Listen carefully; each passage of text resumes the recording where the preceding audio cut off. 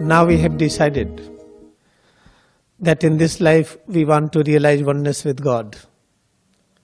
When we realize oneness with God, then we will have this ultimate realization that God has become all. This is the most important point. We have to feel in this life, we have to experience, then how to re-understand it, how to understand again. Then remember, you have to be loyal to God.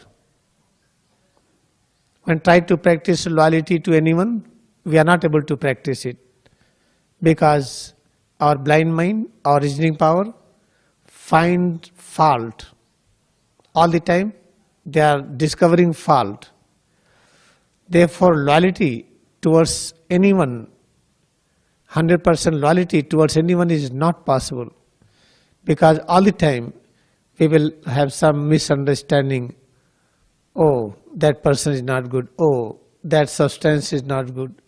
Oh, that place is not good. Oh, that temple and churches are not good. Therefore, now you have to practice loyalty to God. What is the meaning of loyalty to God? If you have to practice loyalty to God, then you have to accept that God exists. If you feel or not, you are seeing or not. But loyalty to God should be practiced with the first point, that I am accepting God exists. You want to become loyal to God, you should accept God exists. When God exists, then we should know what is the nature of God. God is omnipresent. If God is omnipresent, then God must be present within head to toes also. Inside head, face, arms, back, chest, abdomen, both legs. God exists everywhere in all parts. This is known as acceptance. Now I have accepted God is omnipresent.